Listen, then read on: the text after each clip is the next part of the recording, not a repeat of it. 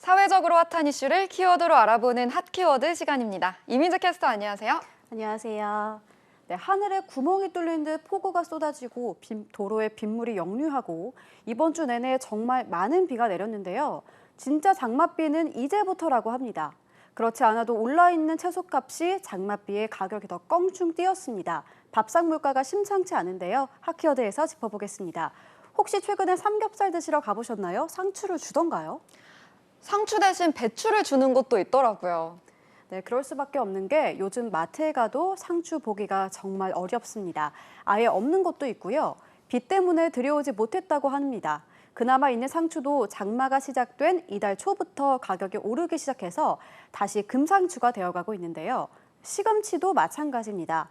한 달 전에 1, 2만 원대였던 청상추와 시금치 도매 가격은 각각 3에서 4만 원 중후반대까지 올랐고요. 소매 가격도 30% 이상 늘었습니다.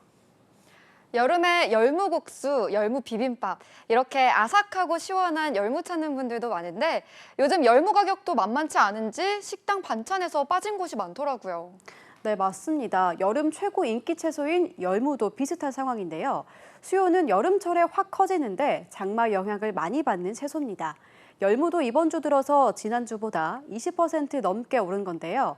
그렇다 보니까 쌈 채소를 제공하는 식당은 물론 횟집들은 수산물 소비 급감에다 채소값 폭등으로 이중고를 겪고 있습니다. 네, 그래서 장마 끝난 이후에 먹어야지 생각하다가도 이번 장마가 유독 길다고 하니까 사실 어렵지 않을까 이런 생각도 들거든요.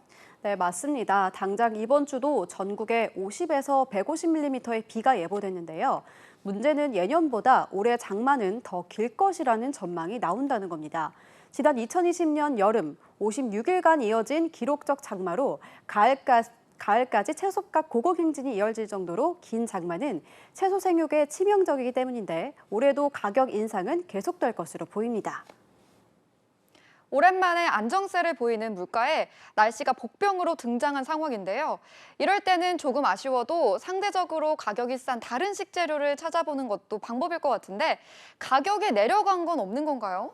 네, 채소 중에서는 대표적으로 이번 주에 파프리카가 지난주 가격의 90% 수준으로 떨어져 있습니다. 파프리카 성장 여건이 좋았기 때문인데요. 일본 후쿠시마 원전 오염수 논란 속에 수산물 일부 품목은 가격도 내려가고 있습니다. 전복 5마리 기준 소매가가 10,000원을 윗돌면서 한 주 사이 24% 급락했습니다. 그런데 요즘 아주 가파르게 올라가고 있는 게 하나 더 있는데 바로 생수입니다. 와, 이제는 물마저도 오르고 있는 건가요? 대체 얼마나 올랐나요? 네, 지난달을 기준으로 생수병의 물의 가격 지수가 1년 전보다 10.8%나 올랐는데요. 11년 만에 최고를 기록한 것으로 나타났습니다.